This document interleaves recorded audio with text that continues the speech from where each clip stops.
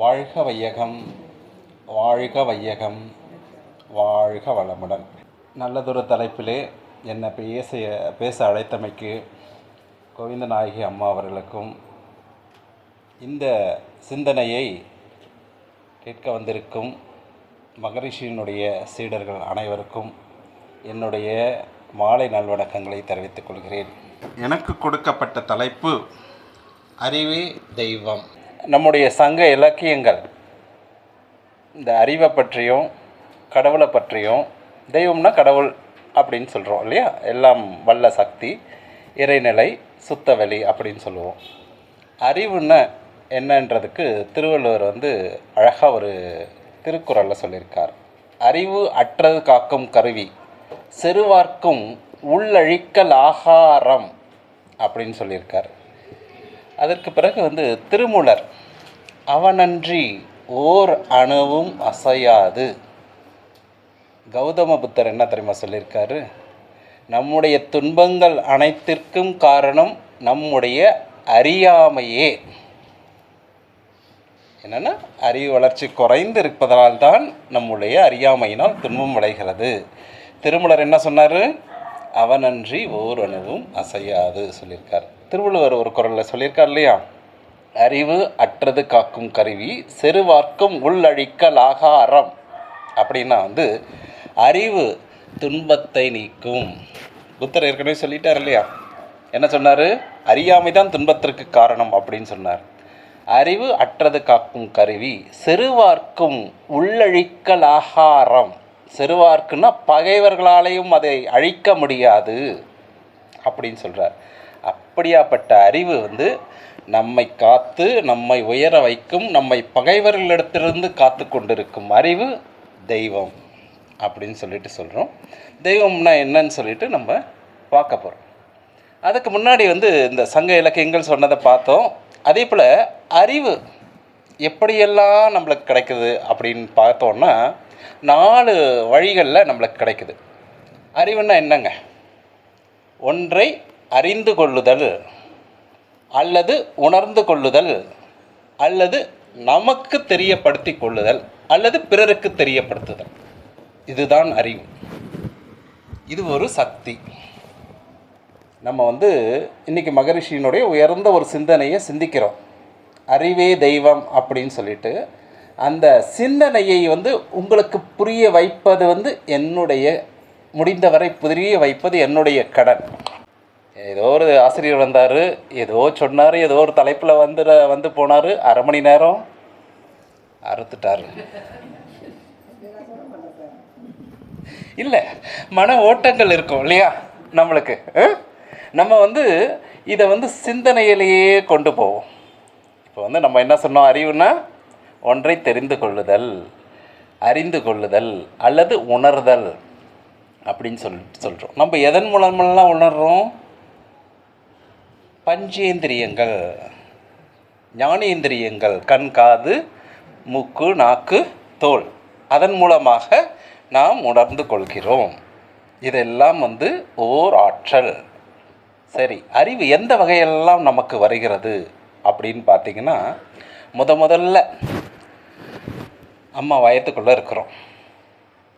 ஒரு தாய் நினைக்கக்கூடிய நினைவுகள், ஒரு தாய் செய்யக்கூடிய செயல்கள் அனைத்தும் அந்த குழந்தைக்கு கடத்தப்படுகிறது.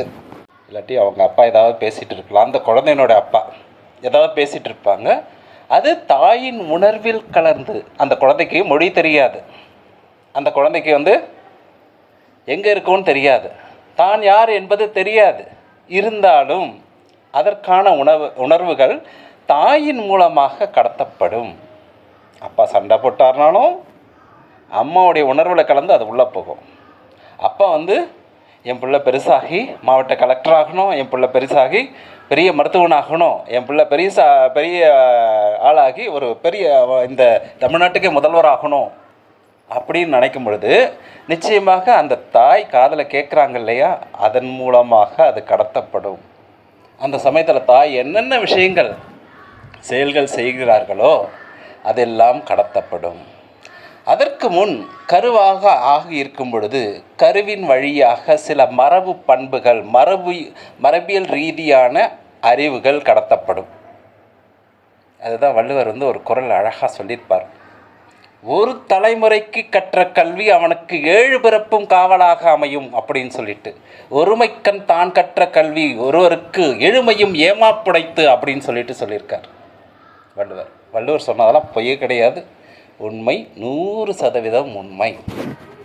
இது ஏதோ மனப்பாட செயலுக்காக நம்ம படிக்கிறோன்னு சொல்லிட்டு பிள்ளைங்க நினச்சக்கூடாது. ஏன்னா இது ஒரு உயர்ந்த ஒரு உலக பொதுமறை. இதில் சொல்லப்பட்டிருக்க கருத்துக்கள் அனைத்தும் உண்மை, 100% உண்மை. அதனால் தாய் தந்தையர் என்ன செய்கிறார்களோ, அவர்களுடைய மரபியல் ரீதியில் அவர்களுடைய தாத்தா பாட்டி எல்லாம் என்ன செஞ்சார்களோ அதெல்லாம் குழந்தைக்கு அப்படியே அந்த அறிவெல்லாம் அப்படியே கடத்தப்படும். அதான் மரபு அறிவு, மரபியல் ரீதியான அறிவு. சரி, அந்த பிள்ளை பிறந்துருச்சு. பிறந்துட்டோடனே ஒரு குறிப்பிட்ட வயதுக்கு மேலே நம்ம பள்ளிக்கூடம் அனுப்புகிறோம்.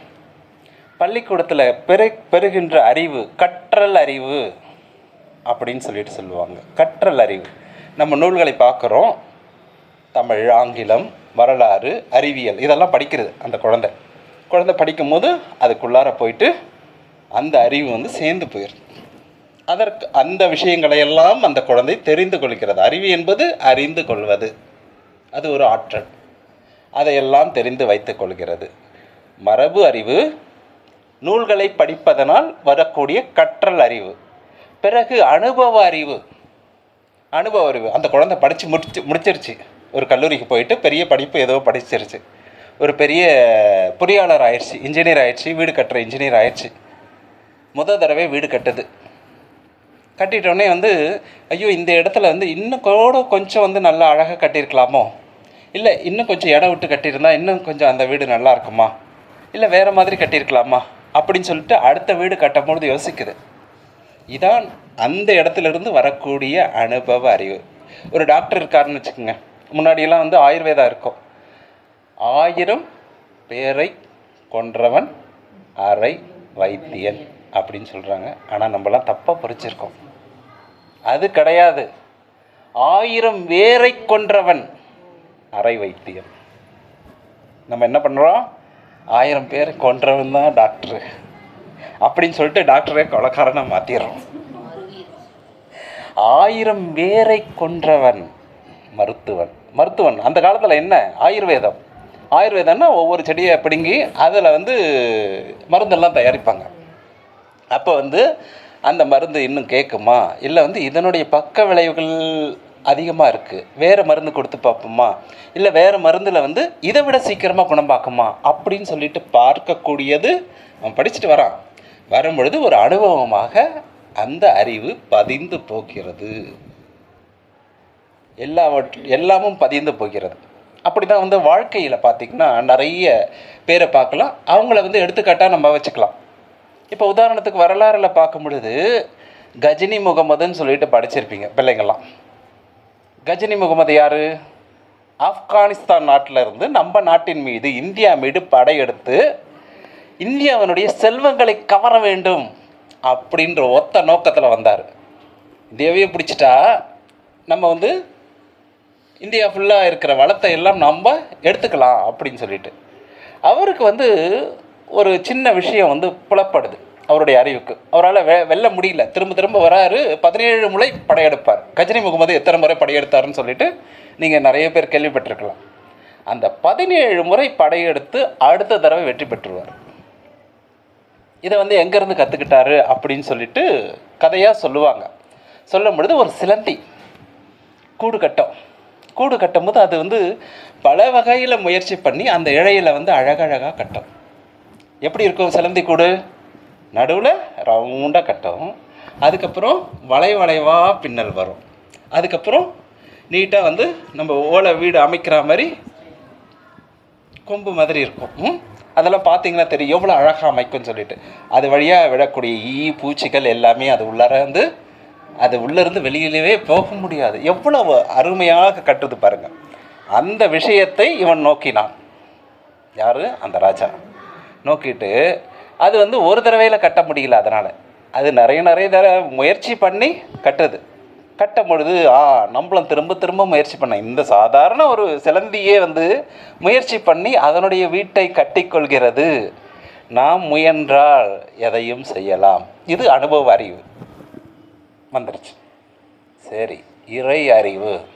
இறை அறிவுன்னா வந்து எல்லாத்துலேயும் உயர்ந்தது. அதுக்கு என்ன சொல்கிறாங்கன்னா நம்ம பெரியவங்களாம் இறை ஞானம். ஏன்னா எல்லாமே அறிவு அறிவுன்னு சொல்லிட்டு வரும் பொழுது இறை ஞானம், அந்த அறிவுக்கு ஒரு படி மேலே கொடுத்து இறை ஞானம் அப்படின்னு சொல்லிட்டு சொன்னாங்க. இந்த மகரிஷி வந்து நிறைய விஷயங்கள் சொல்லியிருப்பார். ஏற்கனவே வந்து நம்ம வந்து திருமூலர் சொன்னதை பார்த்தோம். அவன் அன்றி ஓரணும் அசையாது. அணுலாம் இந்த காலத்தில் தான் கண்டுபிடிச்சாங்க. ஆனால் 2000 வருஷத்துக்கு முன்னாடியே வந்து கண்டுபிடிச்சி சொல்லியிருக்காங்க. அதே போல் ஔவையார் வந்து அணுவை துளைத்து 7 கடலை புகட்டி குறுகத் தரித்த குரல் அப்படின்னு சொல்லிட்டு சொல்லியிருப்பாங்க. அதனால் அணு என்பது அவர்களுக்கெல்லாம் தெரிஞ்சிருக்கு. எப்போ? இறை ஞானத்தை பெற்ற பிறகு. அதனால தான் மாணிக்க வாசகர் பாடுறாரு, எல்லாமும் நீதான் இறைவா, வானாகி மண்ணாகி வழியாகி ஒளியாகி ஊனாகி உயிராகி உண்மையுமாய் இன்மையுமாய் கோணாகி யானெனத் தென்ற வரவரை கூத்தாட்டு வானாகி நின்றையை என் சொல்லி வாழ்த்துவனே. எல்லாமும் நீதான் இறைவா, வானமாகவும் இருக்கிறாய், ஒளியாகவும் இருக்கிறாய், காற்றாகவும் இருக்கிறாய், நீராகவும் இருக்கிறாய், உயிரினங்களாகவும் இருக்கிறாய், ஜடப்பொருளாகவும் இருக்கிறாய், உன்னை என்ன என்று சொல்லி நான் வாழ்த்துவேன் அப்படின்னு பாடுறார். அவர் பாடலை நம்ம கேட்குறோம். ஆனால் நம்மளுக்கு அந்த உணர்வு வருதா, அந்த அறிவு எட்டியிருக்கோமா அப்படின்றத பார்க்கணும். நமக்கு அந்த அறிவு எட்டும் பொழுது தான் இறை ஞானம் கிட்டும், அந்த அறிவு கிட்டும். ஸோ இந்த 4 வழிகளில் வந்து நமக்கு அறிவு வருது. ஒன்று மரபியல் ரீதியான மரபறிவு, 2வது நூலறிவு, கற்றல்னால் வரக்கூடிய நூலறிவு, 3வது அனுபவ அறிவு, 4வது இறை ஞானம். சரி, இது வரைக்கும் அறிவுனா என்ன, அறிவு எப்படியெல்லாம் நமக்கு கிடைக்குது அப்படின்னு சொல்லிட்டு ஒரு சுருக்கமாக நம்ம பார்த்தோம். சரி, தெய்வம், அறிவே தெய்வம் அப்படின்னு சொல்லிட்டு தலைப்பு இருக்குது. சரி, தெய்வம்னா என்ன? நம்ம மகரிஷி என்ன சொல்கிறாங்க? வெட்டவெளி, சுத்தவெளி, இறைவெளி. அதுக்கு தான் ஒரு கவியில் அழகாக பாடியிருப்பார்.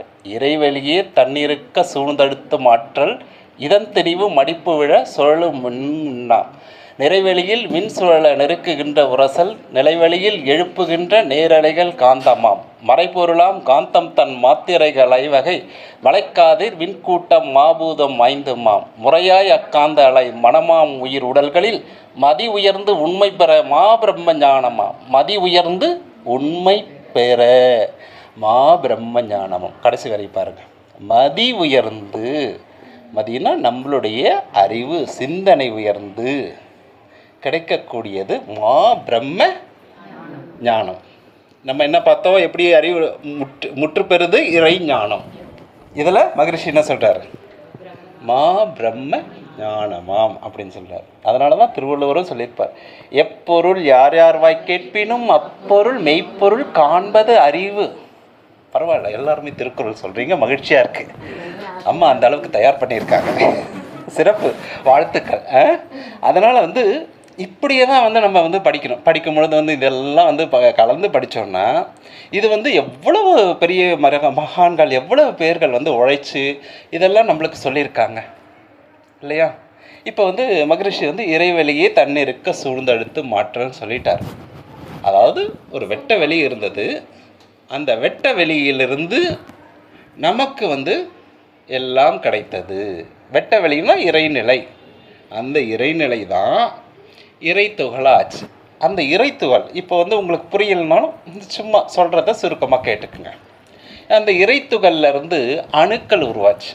அணுக்கள் உருவாகி பஞ்சபூதங்கள் உருவாச்சு. பஞ்சபூதங்கள் என்னது? விண், காற்று, நீர், நெருப்பு, நிலம். இதெல்லாம் வந்து பௌதிகங்கள். பஞ்சபூதங்கள் சொல்கிறத விட பஞ்ச பௌதிகங்கள் அப்படின்னு சொல்லிட்டு சொல்லுவாங்க. இப்போ வந்து பௌதிகம் என்றால் என்ன? இயற்பியல். நிலம், நீர், காற்று, வாயு, நெருப்பு, இதெல்லாம் பௌதிகங்கள். இதனுடைய கலவைதான் ஜடப்பொருளாகவும் இதனுடைய கலவைதான் உயிர்களாகவும் வந்தன. இதனுடைய கலவை தான் ஜடப்பொருளாக வந்தது. ஜடப்பொருளை நம்ம என்னென்ன பார்க்குறோம்? நம்ம பார்க்கக்கூடிய வானத்தில் பார்க்குறோம். என்னென்ன பார்க்குறோம்? சூரியன், சந்திரன், நட்சத்திரங்கள்லாம் பார்க்குறோம். அதெல்லாம் ஒரு பெரிய பால்வெளி வீதி. நம்ம பார்க்கக்கூடியது கோடான கோடி சூரியன் இருக்கும் ஒரு இடம். இது ஒரு பால்வெளி வீதி, மில்கி வே கேலக்சின்னு அப்படின்னு சொல்லுவாங்க. இதை தாண்டி இந்த கோடான கோடி சூரியனுடைய இருப்பு மில்கி வே கேலக்சி.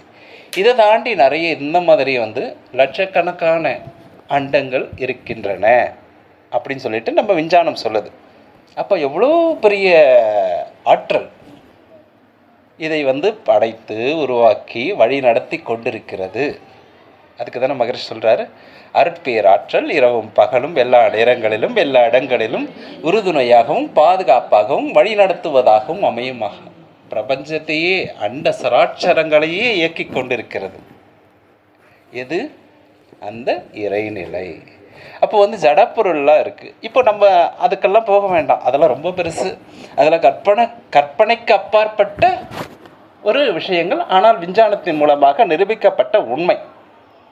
இப்பொழுது நம்ம சூரிய குடும்பத்தை எடுத்துப்போம். சூரிய குடும்பத்தில் 9 கோள்கள் இருக்கின்றன. அதில் ஒரு கோள் தான் பூமி. அதில் நாம் வசித்து கொண்டிருக்கிறோம். அந்த பூமி 1 மணி நேரத்திற்கு எவ்வளவு சுழற்சிகள் சுற்றுதுன்னா 1600 மைலுக்கு மேலே சுற்றிட்டுருக்கு. அவ்வளவு வேகமாக சுற்றிட்டுருக்கு. அது சுற்றி வரக்கூடிய பாதை எவ்வளோ கடக்குது அப்படின்னு பார்த்தீங்கன்னா 1,07,000 கிலோமீட்டர் கடக்குது. எவ்வளோ? 1 மணி நேரத்துக்கு. நீங்கள் திருச்சியிலேருந்து ட்ரெயின் ஏறினீங்கன்னா சென்னைக்கு 5 மணி நேரத்தில் போகும். பூமி எவ்வளோ? 400 கிலோமீட்டர். ஆனால் 1,00,000 கிலோமீட்டர் 1 மணி நேரத்தில் கடந்துடுது. சூரியனுடைய சுற்று வட்ட பாதையில் பூமி தன்னைத்தானே சுற்றி கொண்டால் பகல் இரவு உருவாகிறது. 24 மணி நேரம். காலை பகல் 12 மணி நேரம், இரவு 12 மணி நேரம். அது தன்னைத்தானே சுற்றி கொண்டு யாரை சுற்றி வருகிறது? சூரியனை சுற்றி வருகிறது. சூரியனை சுற்றி வருவதற்கு 365 நாள் ஆகிறது. அப்போ தான் ஒரு சுற்று முடிச்சது அப்படின்னு சொல்கிறோம். இது சுற்றுது. இது சூரிய குடும்பத்தில் ஒரு அங்கம். ஆனால் சூரிய குடும்பத்தில் 9 கோள்கள் இருக்குன்னு பார்த்தோம் இல்லையா? இப்போ சூரியனுடைய வெயிட் எவ்வளோ இருக்கும்னு நினைக்கிறீங்க? 19 லட்சம் பூமி சூரியனுக்குள்ளே போடலாம். ஆனால் இந்த 9 கோள்கள் இருக்குல்ல, 9 கோளையும் சேர்த்தாலும் சூரியனுக்கு 1% கூட வராது. 1% தான் வரும். மீதி 99% அது அதிகமாக இருக்குது. இப்போ 100 கிலோ சூரியன் இருக்கு வச்சுக்கோங்க. அதில் 1 கிலோ தான் எல்லாமே சேர்த்தா, இந்த 9 கோளும் சேர்த்தா 1 கிலோ தான் வரும். உதாரணத்துக்கு சொல்கிறேன். அந்த அளவு பெரியது. அதனால்தான் அதனுடைய ஈர்ப்பு விசையினால் பூமியை இழுத்து கொண்டு சுற்றி வருகிறது. எங்கே சுற்றி வருகிறது? வெட்ட வெளியில். வெட்ட வெளியில் எந்த பொருளாக அது நிற்குமா? நம்ம பூமியில் நிற்க வைக்க முடியுமா? எவ்வளவு பெரிய அதிசயம், எவ்வளவு பெரிய ஆற்றல். அந்த பூமியை அப்படியே சாய்வா அந்த அச்சிலேயே சுற்றி வருது. இப்படி தான் சாய்வாக சுற்றணும். இப்படி தான் ஒரு நாளைக்கு இவ்வளோ தடவை சுற்றணும், இவ்வளோ வேகம் போகணும். சூரியனை ஒரு வருஷத்துக்கு இவ்வளோ ஒரு தடவை சுற்றி வர்றதுக்கு 365 நாள் ஆகும் அப்படின்னு சொல்லிட்டு ஏற்பாடு பண்ணி வைத்தது எது? இறைநிலை. எல்லாவற்றுக்கும் மேலான ஒரு சக்தி. அதை தான் நம்ம கடவுள், இறைநிலை அப்படின்னு சொல்லிட்டு சொல்கிறோம். சரி, இதுக்கு ஒரு தன்மை மகரிஷி இருக்குன்னு சொல்கிறார். Pattern, precision, regularity. ஜடப்பொருளுக்கு எல்லாத்துக்குமே அமைப்பு, துல்லியம், இயக்க ஒழுங்கு. இப்போ பூமியை பார்த்தோம். பூமிக்கு ஒரு உருவம் இருக்கா? கோள வடிவம் அப்படின்னு சொல்லிட்டு சொல்லுவாங்க. அதுக்கு இயக்கம் இருக்குது, துல்லியம் இருக்குது. ஒரு நாளைக்குள்ளே இவ்வளோ சுற்றி முடிக்கணும். ஒரு வருஷத்தில் சூரியனை ஒரு முறை சுற்றி முடிக்கணும். துல்லியம், இயக்க ஒழுங்கு எல்லாமே சேர்ந்து இருக்குது. சரி, பூமி மட்டும்தான் அப்படி இருக்கான்னு பார்த்தீங்கன்னா, பூமியில் நிலம் இருக்கிறது. அந்த நிலத்தில் கோடான கோடி நுண் உயிரிகள் இருக்கின்றன. மண்ணில் நுண்ணுயிர்கள் இருக்குன்றதை நம்புறீங்களா? அதன் மூலமாகத்தான் நமக்கு பயிர் வளர்ந்து கொண்டிருக்கிறது. மண்ணும் தெய்வம், நாம் பார்க்கும் உயிரினங்களும் தெய்வம். எதற்காக சொல்கிறோம்? அதுலேயும் இயக்கம் இருக்குது, அதுலேயும் அறிவு இருக்குது. ஒரு பாக்டீரியா என்ன தெரியுமா பண்ணும்? வளிமண்டலத்திலேருந்து மின்னல் மின்னும் பொழுது அது வந்து நைட்ரஜனை வந்து அப்படியே உறிஞ்சி அப்படியே வச்சுக்கும். அப்போ வந்து மரத்துக்கு தேவையான சக்திகளை அது வழங்கி கொண்டிருக்கிறது. எங்கேருந்து?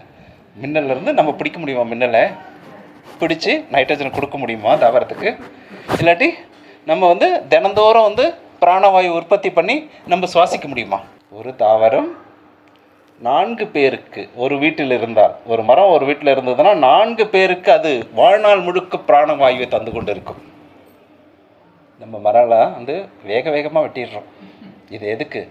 இது இருக்கிற இடத்துல இன்னொரு சின்ன ரூம் கட்டி விட்டால் எனக்கு 1000 ரூபாய் 2000 ரூபாய் வாடகை வரும் அப்படின்னு சொல்லிட்டு அதை வெட்டி விடுகிறோம். அதனால் எவ்வளவு பயன்? அதனுடைய அருமை இப்போ தெரியாது. 1 லிட்டர் ஆக்சிஜனை காசு கொடுத்து வாங்குவோம் பாருங்கள். அந்த நிலைமை போகக்கூடாது. இறையொருளால் அந்த நிலைமை வந்துட்டா 1 லிட்டர்னால் எவ்வளோன்னா 2000 ரூபான்னு வச்சுப்போம். நமக்கு தேவைப்பட்டது ஒரு நாளைக்கு 370 லிட்டர், கிட்டத்தட்ட 4 லட்சம் 5 லட்சம் ஒரு நாளைக்கு சுவாசிக்கிறதுக்கு. யாராலையும் முடியுமா? பெரிய பெரிய பணக்காரனாலையும் முடியாது. இயற்கை இலவசமாக அருட்கொடையாக வழங்கி கொண்டிருக்கிறது. அதை மதித்து கும்பிட வேண்டும். அதனால தான் நம்ம பெரியவங்க இயற்கையை மதித்து வழிபட்டு வந்தார்கள். சரி, அதுக்குள்ளே இதெல்லாம் இருக்குது. சரி, உயிரினங்கள்லாம் என்ன இருக்கும்? 2 பிரிவாக பிரித்தோம், ஜடப்பொருள், உயிரினங்கள். உயிரினங்களில் அறிவு எப்படி இயங்கிட்டு இருக்கு அப்படின்னு சொல்லிட்டு தொல்காப்பியம் கேள்விப்பட்டிருப்பீங்க. அகத்தியரோட சீடன் தொல்காப்பியர். தமிழுக்கு இலக்கணம் வகுத்தவர் அகத்தியர். அகத்தியரினுடைய முதன்மை சீடர் தொல்காப்பியர். அவர் சொல்கிறார், ஒன்றறிவு அதுவே, உற்றறிவு அதுவே, இரண்டு அறிவு அதுவே நாவே, 3 அறிவு அதுவே மூக்கே, 4 அறிவு அதுவே கண்ணே, 5 அறிவு அதுவே செவியே, 6 அறிவு அதுவே மனமே, உணர்ந்தோர்கள் உரைத்தது அப்படின்னு சொல்லிட்டு தொல்காப்பியர் அன்றைய காலகட்டத்திலேயே பாடி வைத்து விட்டார். எப்போ? 2500 வருஷங்களுக்கு முன்னாடியே பாடிட்டாங்க. அதனால் ஓரறிவு என்பது தாவரங்கள். 2 அறிவுக்கு வந்து சுவையை மட்டும்தான் அதற்கு தெரியும். அதாவது தொடு உணர்வு இருக்கும், சுவை இருக்கும். அவை வந்து புழு பூச்சிகள் வச்சுக்கலாம். 3 அறிவு அது வந்து நுகர்தல், மூக்கினாலே நுகரும். அது வந்து எறும்பு வச்சுக்கலாம். இப்போ சர்க்கரையெல்லாம் எங்கன்னா போட்டால் இனிப்பு அந்த ஸ்மெல்க்கு வந்து வந்துடும். அதுக்கப்புறம் 4 அறிவு கண், பார்வையினால். இந்த 4 அறிவு சேர்ந்தது வந்து பாம்பு காதெல்லாம் இருக்கா கேட்டிங்கன்னா இருக்காது. அது எப்படி மகுடிக்கு ஆடுதுன்னு கேட்டிங்கன்னா வந்து அந்த மகுடி வைத்திருப்பவன் அவன் தலையை ஆட்டுகிற திசையில் அது ஆடும். அதற்கு காதுகள் கிடையாது. விலங்குகள் பறவைகளுக்கு செவி திறன் அதிகமாக இருக்கிறது. சரியா? அது வந்து 5வது அறிவு. கண், காது, மூக்கு, நாக்கு, தோல் தொடுஉணர்வு. வந்து எதுக்கு இருக்குது? ஓரறிவு உள்ள மரத்துக்கு இருக்குது. அந்த மரத்துக்கிட்ட இருந்து தான் நம்ம வந்து என்ன பெற்றுட்டு இருக்கோம்? பிராணவாயு, ஆக்சிஜன், அதை பெற்று கொண்டிருக்கிறோம். அப்போ வந்து எல்லா உயிரினங்களும் நமக்கு முக்கியம். சரி, 6 அறிவு, அதாவது வந்து இயற்கையிலேயே படைக்கப்பட்ட ஒரு உன்னதமான ஒரு உயிர் வந்து மனிதன். பெரிய ஆற்றல் கொண்ட மனிதன். அவனுக்கு வந்து மனம் என்ற ஒரு ஆற்றல் நன்றாக வளர்ந்திருக்கிறது. எல்லாத்துக்கும் மனம் இருக்கா கேட்டிங்கன்னா எல்லாவற்றிற்கும் மனம் இருக்கிறது. மனம் இல்லாமல் உயிர் இயங்காது.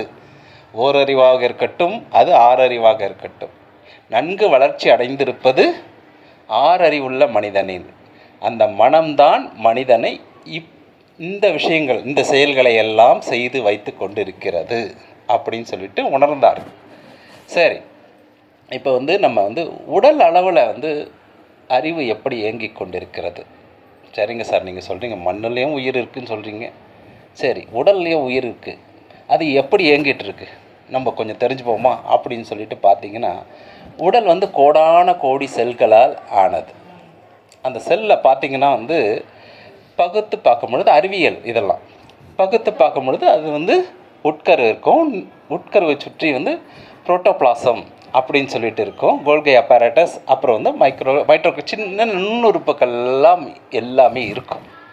அந்த உட்கரில் பார்த்திங்கன்னா நியூக்ளியஸ் அப்படின்னு சொல்லிட்டு ஒரு கரு மையம், அதுக்கான கரு மையம் ஒவ்வொரு செல்லுக்குமே இருக்கும்.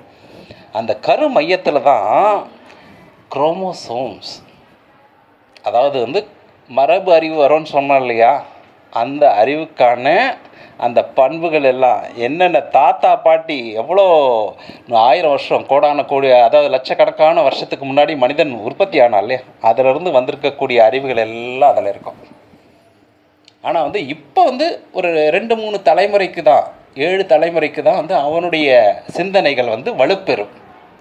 7 தலைமுறைக்கு தான் சிந்தனைகள் வலுப்பெறும். அப்போ வந்து பார்த்திங்கன்னா அதனால தான் வள்ளுவர் சொல்லியிருக்காரு, ஒருமைக்கண் தான் கற்ற கல்வி ஒருவருக்கு எழுமையும் ஏமா படைத்து. ஏன்னா வந்து அந்த நியூக்ளியஸ்குள்ளார மனிதன் எப்போ தோன்றினானோ அப்பொழுதிலிருந்தே வந்து அவனுக்கு வந்து அந்த அறிவு வந்து அதில் ஆழமாக ஊறி போய் இருக்கும். ஆனால் 7 தலைமுறை பண்புகள் தான் அவனுக்கு வந்து மேல் பதிவுகளாக இட்டு அவனுக்கு வெளிவரும். அதனால தான் மகரிஷி ஒரு அழகாக ஒரு பாடலில் பாடியிருப்பாங்க, கருவழி வந்த வினைப்பதிவு சஞ்சிதமாம், உருப்பெற்ற பின் வந்த வினைப்பதிவு பிராரப்தம், இருவகையும் கூடி எழும் புகுவனைய ஆகாமியம், ஒரு வகையும் மீன் போகா உள்ளடங்கி பின் விளைவாம். யாரும் இதிலேருந்து தப்பிக்கவே முடியாதுங்க. அது யாராக இருந்தாலும் நல்லதே செய்யணும், நமக்கும் நல்லது செஞ்சுக்கணும், மற்றவங்களுக்கும் நல்லது செய்யணும். பிறர்க்கின்னா முற்பகல் செய்யின் தமக்கின்னா பிற்பகல் தாமே வரும், வள்ளுவர் சொல்லிட்டார். பொய் ஆகாது இல்லையா? அதனால் வந்து நினைக்கும் நினைப்பு, சிந்தனை, சொல், செயல் எல்லாமே வந்து நல்லா இருக்கணும். இப்போ வந்து உடலில் பார்த்தோம், கருவில் வந்து எல்லாமே மரபுக்கூறுகள்லாம் 7 தலைமுறைக்கான, அதாவது மனிதன் எப்பொழுது தோன்றினானோ அந்த மரபுக்கூறுகள் எல்லாம் வரும். அதே போல் வந்து 7 தலைமுறைக்கான பண்புகள் அதிகமாக வெளிப்படும். இப்போ தாத்தா மாதிரி இருக்கான், இல்லை அவங்க ஆயா மாதிரி இருக்கான், அப்படின்னு தானே நம்ம சொல்லி பண்ணணும். இப்போ வந்து ஏதோ ஒரு தலைமுறையில் உதித்த ஒரு செயல் அவனுடைய மூளையில் உதித்து அவன் செய்கிறான் இல்லையா, அது வந்து எத்தனையோ தலைமுறைகளை தாண்டி உதித்தது. அதுதான் மரபு அறிவு.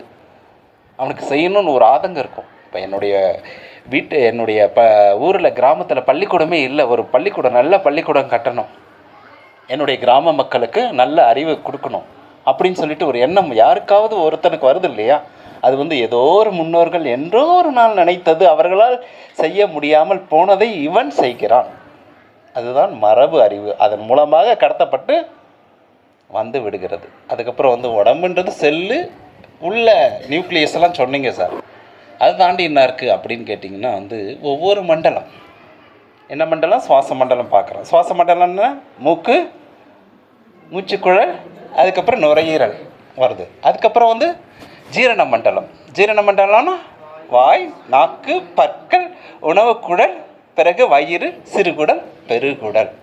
இப்போ வந்து நீங்கள் வந்து காலையில் இட்லி 2 வடை சாப்பிட்றீங்க, அதில் உள்ள கார்போஹைட்ரேட், புரதம், கொழுப்பு, மினரல், விட்டமின்கள் தனித்தனியாக பிரிஞ்சு போகுது இல்லை. நீங்கள் பாட்டு சாப்பிட்றீங்க, நல்லா சுவையாக இருக்குது, இந்த ஹோட்டல்லேருந்து வாங்கணும் நல்லா இருக்குது அப்படின்னு சொல்லிட்டு போகிறோம் இல்லையா. போகும்பொழுது அந்த உணவை பிரிப்பது ஒரு அறிவு. இப்படி தான் பிரிக்கணும்னு சொல்லிட்டு நம்ம வந்து அதை பார்த்து தெரிஞ்சுக்கிட்டோம், அவ்வளோதான். இது இப்படிலாம் பிரிக்குதுடா, ப்ரோட்டீனாக பிரிக்குது, கார்போஹைட்ரேட்டாக பிரிக்கிறது, அப்புறம் விட்டமினாக பிரிக்குது. இந்த விட்டமின் ஏன்னா கண்ணுக்கு நல்லது, விட்டமின் டின்னா வந்து எலும்புக்கு நல்லது அப்படின்னு சொல்லிட்டு பார்க்குறோம். பார்க்கும்பொழுது அதனுடைய வேலைகளை பிசகாமல் செய்கிறது. Pattern, precision, regularity. அதனால் வந்து ஒவ்வொரு மண்டலமும், கழிவுநீக்க மண்டலம், ஜீரண மண்டலம், சுவாச மண்டலம், இரத்த ஓட்ட மண்டலம், ஹார்ட்டில் இருக்குல்ல, அதெல்லாம் வந்து குழந்தையா எப்போ உயிர் வந்ததோ அதிலிருந்து இருக்கும் வரை துடித்து கொண்டே இருக்கும். அதற்கு வந்து இப்படிலாம் பண்ணுங்க, அப்படிலாம் பண்ணுங்கன்னு வெளியிலேருந்து நம்ம சொல்கிறோமா? நான் யார் தெரியுமா? நான் பெரிய மினிஸ்டரு, எனக்கு வந்து இவ்வளோ தடவை தான் துடிக்கணும், எனக்கு ரத்த அழுத்தம் இவ்வளோ ஏறக்கூடாது அப்படின்னு சொல்லிட்டு அது கேட்குமா? கேட்காது. நீ வந்து அதுக்கு வந்து ஒழுங்காக பார்த்துக்கணும், முறையாக உடற்பயிற்சி பண்ணணும், கொழுப்பு சம்மந்தப்பட்ட பொருட்கள் அதிகமாக சாப்பிடக்கூடாது வயதாக. அதுக்கப்புறம் தேவையான விஷயங்களை நீ செய்து வந்தாயானால் அந்த உடலை காத்து கொள்ள முடியும். அந்த உடல் வந்து ஒரு அறிவு மூலமாக தான் இயங்கிக் கொண்டிருக்கிறது. அதையும் தாண்டி மனிதனுக்கு மனம் என்ற ஒன்று இருக்கிறது. மனம் வந்து உயர்ந்த நிலையில், வளர்ச்சி அடைந்த நிலையில் இருக்கிறது. அந்த மனம் வளர்ச்சி அடைந்த நிலையில் என்ன வேலைகளை செய்து கொண்டிருக்கிறது, எப்படி அறிவாக இருந்து கொண்டிருக்கிறது அப்படின்னு சொல்லிட்டு கேட்கும் பொழுது, மனம் மனிதனின் விளைநிலம், மனம் மனிதனின் விலையில்லா பொக்கிஷம், மனம் மனிதனின் விருப்பத்தை நிறைவேற்றும் காமதேனு. மனம் மனிதனின் விளைநிலம். ஏன் சொல்கிறேன்? மனதிலே நல்ல எண்ணங்களை போட்டாலும் வளரும், வேறு தகாத எண்ணங்களை போட்டாலும் பெரிதாக வளர்ந்து விருட்சமாக வளரும். மனம் மனிதனின் விலையில்லா பொக்கிஷம். எதுக்காக சொன்ன? அவன் கேட்டதை கேட்டவாறே தரும். அவன் அதற்காக உழைத்தால், அந்த சூழ்நிலையை ஏற்படுத்தி மற்றவர்கள் மூலமாக உதவி அவன் அந்த நிலைக்கு வருவான். எண்ணிய எண்ணியாங்கு எய்துவர், எண்ணிய திண்ணியராக பெரு வான்புகழ் வள்ளுவர் சொல்லியிருக்காரு இல்லையா? அப்போ வந்து மனம் என்னென்ன வேலைகளை செய்கிறது அப்படின்னு சொல்லிட்டு பார்க்கும் பொழுது, மனம் வந்து உணர்தல், துய்த்தல், சிந்தித்தல், கணித்தல், பதிவு செய்தல், இந்த 5 விதமான வேலைகளை செய்து கொண்டிருக்கிறது. உணர்தல், துய்த்தல், சிந்தித்தல், கணித்தல், பதிவு செய்தல். இப்போ வந்து சிந்தித்தல்னா சிந்திக்கிறோம், பதித்தல்னா என்ன? நம்ம ஒரு விஷயத்தை ஞாபகம் வச்சுருக்கோம், அது மூளையில் போயிட்டு ரெஜிஸ்ட்ரேஷன் ஆயிடுது. ரெஜிஸ்ட்ரேஷன் ஆகிட்டு திரும்ப வந்து நம்ம எப்போ நினைக்கிறோமோ, ஒரு ஆசிரியர் வந்து பிள்ளைகளுக்கு வந்து ஒரு கேள்வி சொல்லியிருப்பாங்க, இல்லை ஒரு பாடம் நடத்தியிருப்பாங்க, அது வந்து தேர்வில் கேட்குறாங்க. கேட்கும்பொழுது ஆசிரியர் சொன்னது நமக்கு நினைவுக்கு வருகிறது. எப்படி நினைவுக்கு வருகிறது? பதிந்து போய் இருக்கிறது. ரெஜிஸ்ட்ரேஷன். அது எவ்வளோ பெரிய சக்தி, எவ்வளோ பெரிய ஆற்றல், எவ்வளோ பெரிய அறிவு. அதெல்லாம் சாதாரணமாக நம்மளுக்கு கிடைத்ததா? இல்லை இறைநிலையின் ஏதோ ஒரு சக்தி, அருட்பேர் ஆற்றல் சக்தியின் மூலமாக நமக்கு இந்த இயக்க ஒழுங்கு, இந்த சக்தி நமக்கு கிடைத்திருக்கிறது. இதுதான் மனதினுடைய வேலைகள். மனது இயங்கும் விதம் 10 படிநிலைகளில் இயங்குதுன்னு அப்படின்னு மகரிஷி சொல்லியிருக்காங்க. எப்படா 10 படிநிலைகளில் இயங்குது? சரி, இவ்வளோ பெரிய உடம்பை கொடுத்துருச்சு இயற்கை, மனசு கொடுத்துருச்சு, அப்போ தேவைன்னு ஒன்று கொடுத்துருக்கு.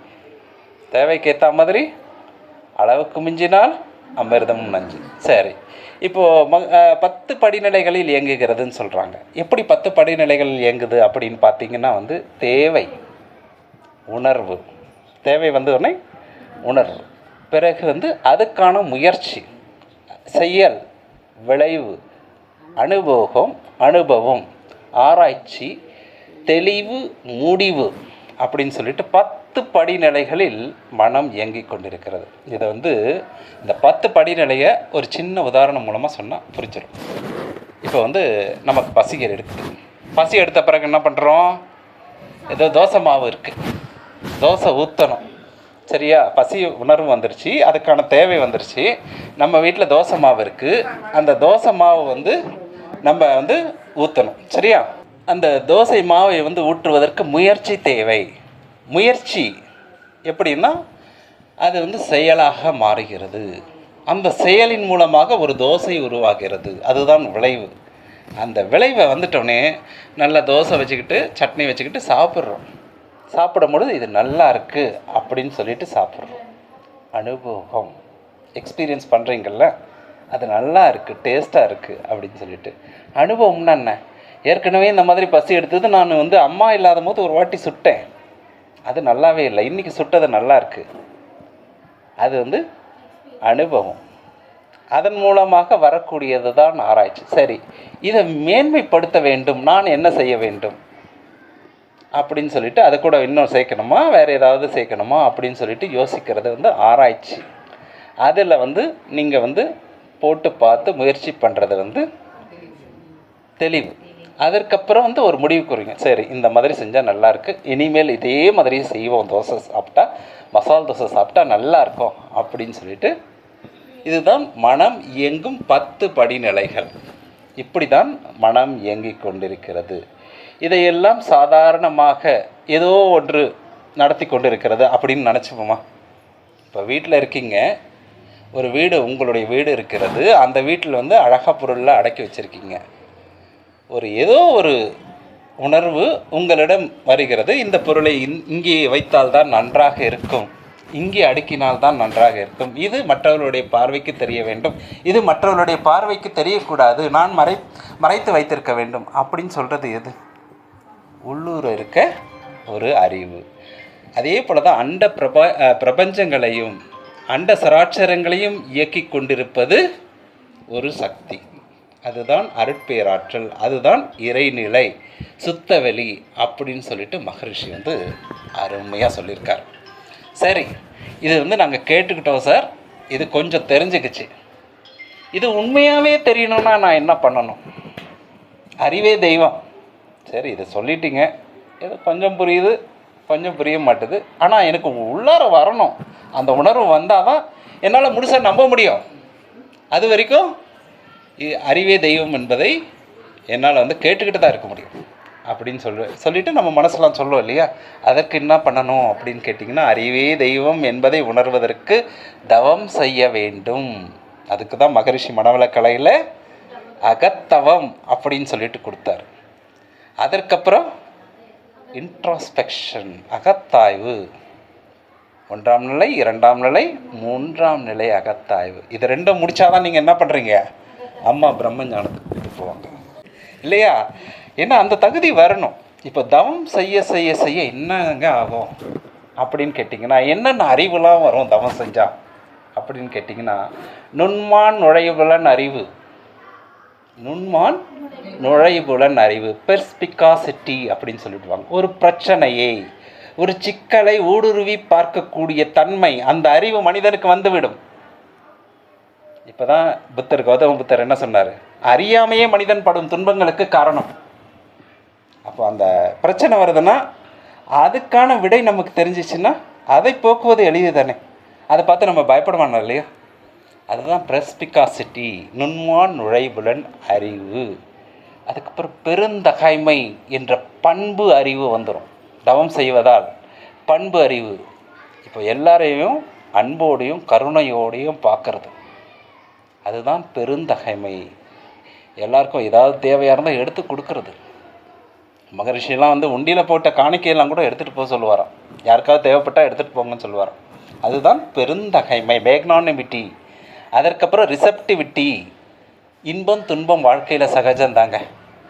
ஏன்னா மனிதனாக பிறந்து விட்டோம், அது நமக்கு வந்துக்கிட்டே தான் இருக்கும். தீதும் நன்றும் யாதும் ஊரே அவரும் கேளி, தீதும் நன்றும் பிறத்தரவார நோதலும் தனிதலும் அவற்றோர் அண்ண சாதலும் புதுவதிலமே வாழ்தல் இனிது என மகிழ்ந்தன்றும் இளமை. நான் மகிழ்ச்சியாக இருக்கிறேன்னு சந்தோஷப்படாத, எனக்கு துன்பம் வந்திருக்குன்றதுனால தோண்டு போகாத. என்னைக்கு சொன்னால் அது புறநானூரில் 1000 வருஷத்துக்கு முன்னாடியே சொல்லியிருக்காங்க நம்ம தமிழ் இலக்கியங்களில். அதனால் நீங்கள் பார்த்திங்கன்னா சங்க தமிழ் இலக்கியம்லாம் படிச்சிங்கனாவே இதெல்லாம் புரிய ஆரம்பிச்சிடும். அதனால் என்னென்னா, இந்த மனதுக்கு தேவையான தவம் செய்வதால் தேவையான பண்புகள் எல்லாம் கிடைச்சிரும். என்ன சொன்ன? முதல்ல பெர்ஸ்பிகாசிட்டி, நுண்மான் நுழைவுலன் அறிவு. 2வது பெருந்தகைமை. அப்புறம் ரிசப்டிவிட்டி, ஏற்றுக்கொள்ளும் தன்மை. அப்புறம் அடாப்டபிலிட்டினா எல்லாருக்கூட இணக்கமாக இருப்பது. நம்ம ஒரு தெருவில் இருக்கோம், ஏழை பணக்காரர்கள், நல்லா படித்தவர்கள் படிக்காதவர்கள், தெரிந்தவர்கள் தெரியாதவர்கள் எல்லாமே இருப்பாங்க. அவர்கள் கூடலாம் ஒரு இணக்கமாக ஒரு உறவு முறையை ஏற்படுத்தி கொள்வது இந்த தவத்தின் மூலமாக வரக்கூடிய ஒரு அறிவு. அப்புறம் படைப்பு திறன். இன்றைக்கி கூட பாரதி ராஜா இறந்து போயிட்டார். இறந்து போயிட்டோடனே அவருடைய படைப்பெல்லாம் அப்படி தானே இருக்கும். என் இனிய தமிழ் மக்களே அப்படின்னு சொல்லிட்டு எல்லார் மனசுலையும் அது போயிருக்கு. அதுதான் படைப்பு திறன். கோடான கோடி மக்களுக்கு போய் க்ரியேட்டிவிட்டி அப்படின்னு சொல்லிட்டு இந்த அறிவெல்லாம் தவம் பண்ணுறதுனால வந்துடும். சரி, அகத்தாய்வு பண்ணுறதுனால என்ன வரும்? பேராசை, சினம், கடும்பற்று, முறையற்ற பால் கவர்ச்சி, உயர்வு தாழ்வு மனப்பான்மை, வஞ்சம், இதெல்லாம் போயிடும். இதெல்லாம் போயிட்டு அருகுண சீரமைப்பு ஏற்பட்டுவிடும். அருகுண சீரமைப்பு ஏற்பட்ட பிறகு, தவம் நன்றாக செய்த பிறகு, அகத்தாய்வு நன்றாக செய்த பிறகு என்ன சார் கிடைக்கும்? இதெல்லாம் கிடச்சிச்சு. செயல் விளைவு தத்துவம் புரிய ஆரம்பித்துவிடும். செயலிலே விளைவாக தெய்வ ஒழுங்கு அமைப்பிருக்க பயனென்ன தவறழைத்து பின் பரமனை வேண்டுவதால். மகரிஷி எல்லாவற்றிலும் மாணிக்கவாசகர் பண்ணல, வானாகி மண்ணாகி வழியாகி ஒளியாகி, அந்த மாதிரி செயலிலே விளைவாக இதெல்லாம் தெரிஞ்சு போயிடும். தவம் பண்ணுறதுனால இது தெரிஞ்சிடும். என்ன பிரச்சனை வந்தாலும் என்னால் சமாளிக்க முடியும், எனக்கு சினம் வராது, பேராசை இருக்காது, கடும்பற்று இருக்காது, முறையற்ற பால் கவர்ச்சி இருக்காது, உயர்வு தாழ்வு மனப்பான்மை, வஞ்சம் இருக்காது. பொழுது எனக்கு எல்லா செயலிலும் அந்த செயலை கூர்ந்து பார்த்து எனக்கும் நன்மையாக மற்றவர்களுக்கும் நன்மையாக செய்து கொண்டிருப்பேன். அப்படி செய்து கொண்டிருக்கும் பொழுதுதான் பிரம்ம ஞானம் கிடைத்துவிடும். அப்படி கிடைத்தவர்கள்தான் பெரிய மகான்கள். இதனால்தான் அப்போதான் நம்ம மனம் உணரும், இதுதான் தெய்வம் அப்படின்னு சொல்லிட்டு அந்த இறை ஞானம், இறை அறிவு வருதில்ல, அந்த அப்போதான் அறிவே தெய்வம் என்பது நமக்கு உணர்த்தும். இறுதியாக மகரிஷி ஒரு கவியில் அழகாக சொல்லியிருப்பார், இதெல்லாம் எங்கிருந்துடா வருது அப்படின்னு சொல்லிட்டு. அஞ்ஞானம் அறிவின் ஆரம்ப நிலையாகும். விஞ்ஞானம் அறிவதனின் வேக நிலையாகும். மெய்ஞானம் அறிவதனின் பூரணமாம். இம்மூன்றும் இயற்கையதன் என்ன நிலையாம்? அஞ்ஞானம் ஆரம்ப நிலை, விஞ்ஞானம் அதனுடைய வேக நிலை, மெய்ஞானம் அதனுடைய பூரணம் முழுமை பெற்ற நிலை. விஞ்ஞானியாக இருந்தாலும் சரி, சாதாரண மனிதனாக இருந்தாலும் சரி, மெய்ஞானம் பெற்றால்தான் அந்த அறிவே தெய்வம் என்பதை உணர முடியும். உணர்ந்தால்தான் இறை அருளை பெற முடியும். அருளில்லார்க்கு அவ்வுலகில்லை, பொருளில்லார்க்கு இவ்வுலகு இல்லாகி ஆங்கு. வள்ளுவரின் குரலோடு இன்றைய இனிய சிந்தனையை நான் நிறைவு செய்து கொள்கிறேன். நீங்கள் அனைவரும் இதை கேட்டு பயன்பெற்றிருப்பீர்கள். உங்கள் அனைவருக்கும் ஓரளவுக்கு புரிந்திருக்கும் என்பதை உறுதியாக நம்புகிறேன். இந்த வாய்ப்பை எனக்கு ஏற்படுத்தி கொடுத்தமைக்கு அம்மா அவர்களுக்கும், அம்மா அவங்க வந்திருக்காங்க அவர்களுக்கும், மற்றும் இங்கு உள்ள மையத்தார் அனைவருக்கும் என்னுடைய நன்றி கலந்த வணக்கங்களை தெரிவித்துக்கொண்டு, நீங்களும் உங்களுடைய குடும்பமும் வாழ்க வளமுடன் என்று வாழ்த்தி உங்களிடமிருந்து விடைபெறுகிறேன். நன்றி, வணக்கம்.